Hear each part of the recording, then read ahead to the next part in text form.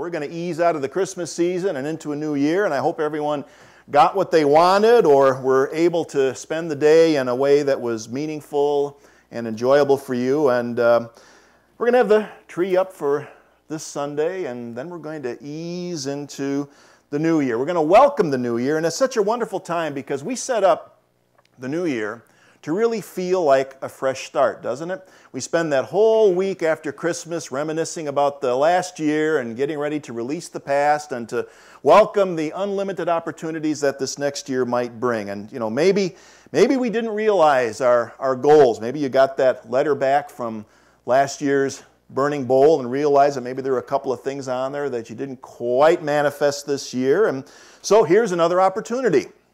And maybe we did accomplish everything that we set out to. That would be wonderful. So then the question is, what's next? What's new? What is it that's going to continue to motivate us and to give us a sense of meaning and purpose in our life? We get to create that again. We get to co-create that one more time. So it's time to let go of 2012. What's done is done. Our successes, our failures are now a permanent and indelible part of history. Life doesn't give us the opportunity, as much as we would like to, it does not give us the opportunity to go back in time and to erase or change things. Time marches on, and even though we can't turn the clock back, what we do have is a new opportunity every single day. Actually, each moment, when you think about it, to create a new beginning. Life gives us endless second chances. As long as we're breathing, we get a chance to start again. Every day is another opportunity, and for some reason, though, it's easier for us to see that when we're dealing with a larger chunk of time, like a year. So that's great. So we take this opportunity to look at the new year and remind ourselves that it's really about every single new moment. We're new creatures, new creations.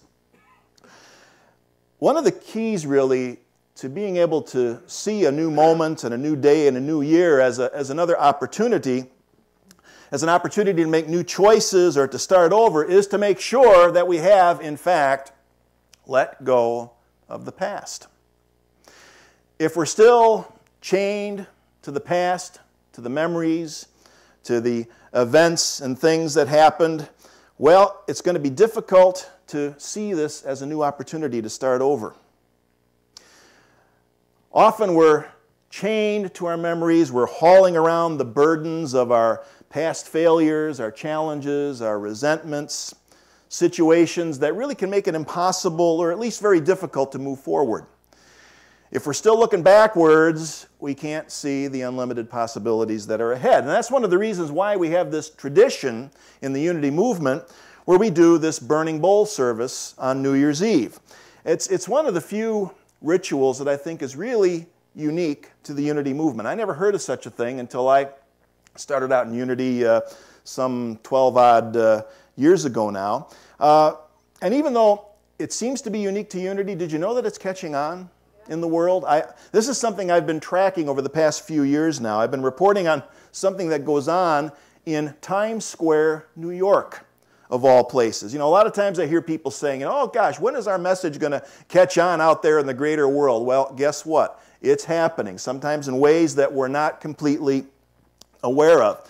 There's this thing that happens in Times Square now. I think it's been going on, it's like the 5th year, something like that. It's called Good Riddance Day. Has anyone heard of it? Good Riddance Day in Times Square, New York. And it was just this last Friday, the 28th. And what they do is very similar to what we do during our burning bowl service, except instead of using fire, they have this industrial strength shredder.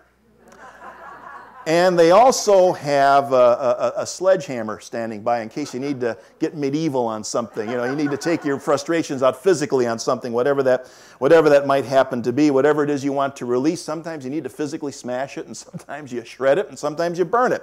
It all works. So with sledgehammer and shredders, New Yorkers got together this last Friday to destroy the year's bad memories, whatever they might happen to be. They're shredding and hammering divorce papers, x-rays from a medical condition they were diagnosed with that they're now done with. They've overcome it, so they let it go by shredding their x-rays. That's healthy. I think that's a great thing to do.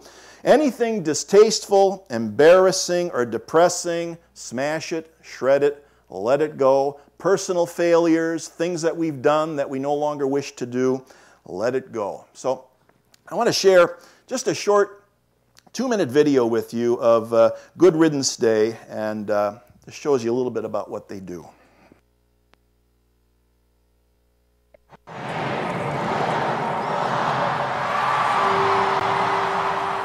Everybody thinks with New Year's Eve, they think of it as a time of celebration, but it's also a time of reflection and renewal. So Good Riddance Day is really reflecting on the past year and actually thinking about maybe those things you don't want to think about anymore. It's all those bad memories, those bad things that happened in 2011 that you want to just say good riddance to, so you can start 2012 with a nice fresh start. Our special guest was Katie Solomon, and what was so special about her is she was the winner of a contest where hundreds and hundreds of people entered across the country with what their good riddance was. And so Katie, what she wanted to destroy was actually the deployment papers of both her husband and her brother, who were deployed in Iraq for quite a while, and he had just come home. So she was there with her husband, and together they tore up those papers and said good riddance to them. What happens is everybody puts their papers and their good riddance in a big bin. It looks like a garbage can. But then that gets attached to this giant mobile shredding device that Cintas has. And it goes in there and it tears it, it pierces it, and it shreds it. So in the Times Square Visitor Center, right here in the middle of Times Square, we have the New Year's Eve confetti wishing wall.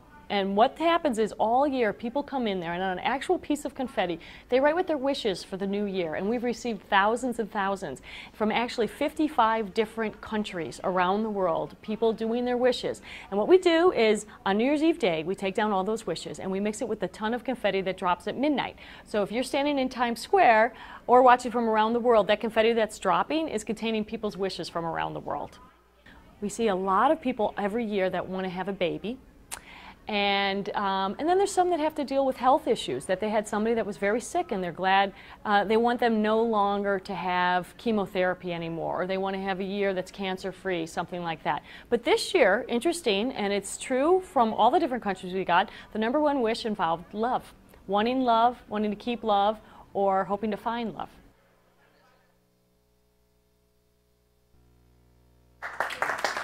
Yeah, that's worth a round of applause, isn't it? Did you have any idea that all of that confetti that you see coming down in Times Square on New Year's Eve, that's a part of it? I had no idea. This is, I think, the 2nd or 3rd year that they've been doing that. And and about the only thing that I would tweak a little bit, and I don't want to get petty here. I would say instead of wishes, we should call them intentions, because that puts a little bit of heft behind them. Instead of just wishing and sitting back and hoping it'll happen, that we make an intention and we get involved in it. But either way, how wonderful is that? I like to say that the dividing line between what we call sacred and secular is an illusion. That's a very, very spiritual ceremony that they're engaged in there. They probably don't even consider it to be a ceremony, and yet that's how it happens. This stuff seeps into our collective consciousness and becomes embedded in our culture, and pretty soon we are practicing these things. I think we have their logo up here. Did I get that on there, Jacob? Yeah, don't you love their logo? Look at how they take the 2 O's and the word good, and one is a sad face and it turns into a smiley face. Can you just see the transition? You release and you let it go, the burden is gone, and you got the smiley face. I mean, it's just a wonderful thing. And as I was saying, there is a solid spiritual basis for this practice, for saying good riddance. The fact is that we can't erase a memory, we can't erase the past, but what we can do is we can resolve in consciousness to no longer allow something from the past to continue to shape our experience of reality. That's the long-winded version of what's going on there. In Unity, we call it denial. It's one of our inherent spiritual powers. It's our ability to release, eliminate, and deny the power of something that we've been allowing to create negative experiences in our lives. So, before we talk a little more about what a denial is, it might be helpful to talk a little bit about what it's not, if that makes any sense. You've probably heard the saying, denial ain't a river in Egypt, right? What they're talking about there is unhealthy denial, or what they call psychological denial, where we refuse to even look at or acknowledge something that's negative or unhealthy, a negative or unhealthy situation in our lives. There was an episode of the comic strip Calvin and Hobbes that I like to use to illustrate what we mean by unhealthy denial. So here's the first frame. Calvin and Hobbes are walking along, and Calvin says, "I say a day without denial is a day you've got to face."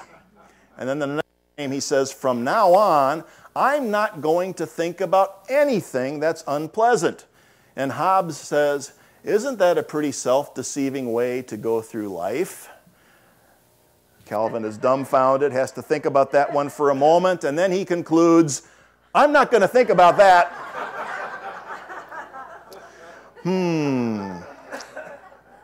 What we have here is a form of metaphysical malpractice, using the concept of denial to avoid facing unpleasant situations or avoid taking responsibility for stuff in our lives. When we get into the habit of consistently refusing to look at anything that we judge as negative, can you see that it might cause some problems? If we want to be free from something that's limiting or negative, whether it's a behavior or a thought pattern, it's absolutely essential that we be aware of it first. We have to be aware of it. We have to face it. That means we have to learn how to examine our thoughts. We have to learn to examine our words. We have to learn to examine our actions. It means we have to be awake. Because as long as we're asleep, as long as we're sleepwalking our way through life, we're never going to be free. We'll never be able to step into our power, the fullness of our own power. A couple of weeks ago, I shared a story of something that happened when Karen and I were at Walmart one Thursday afternoon this December during Christmas season, and we were in the parking lot at Walmart, and we were stuck behind, I think there was like half a dozen guys who were trying to get a large pool table loaded into a very small pickup truck. And what they were doing in the process was blocking the entire lane of people who were trying to get out of the parking lot.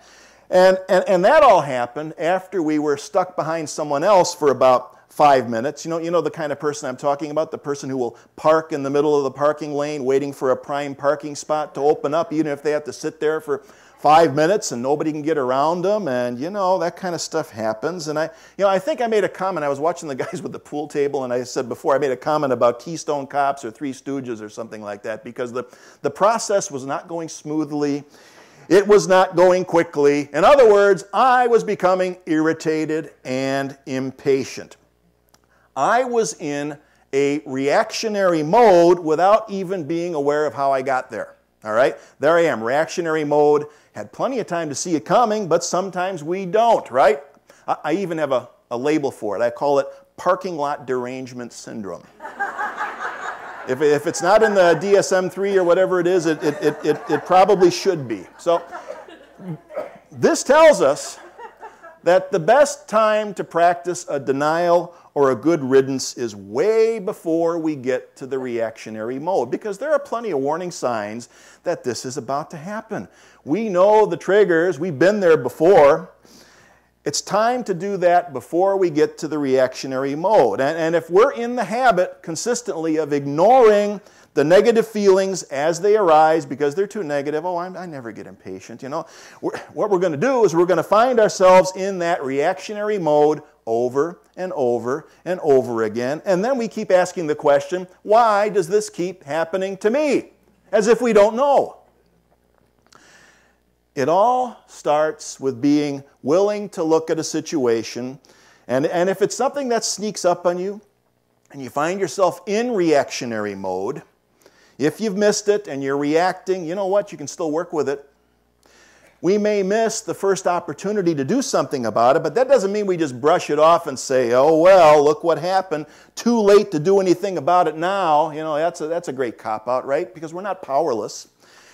Even when we find ourselves reacting, we still have the opportunity to see it and remember what it looks like and what it feels like, and next time examine the whole situation and see what the trigger points are. So next time maybe we can catch it a little bit sooner in the process. As soon as we become aware of it, we stop. We say no. That's the denial. We stop, we say no, and we say that this situation going on around me has no power over me to control the way I feel, to control my emotions, to control my thoughts, which then lead to words and actions. Has no power to do that. So, getting back to my parking lot derangement syndrome, I had to acknowledge at some point that I was irritated and impatient and wanted to engage in a righteous rant. Would have been an exercise in futility at that point, you know, to deny that I was irritated or impatient. So it's one of the things they say about Unity students. There was a story of a Unity student who found himself in hell, which is really something because we don't believe in hell. But the Unity student found himself in hell after he died and looked around and said, "It's not hot and I'm not here." So just imagine how that would have worked for me sitting in the parking lot. I could have said, "I'm not irritated, I'm not impatient, I'm not even in this parking lot," right? How do you think that would work? The best thing that I can do at that point is to acknowledge and even embrace what's happening, to recognize that these kinds of outer circumstances have absolutely no power over me. They don't control me unless I'm a willing accomplice. That's a healthy denial.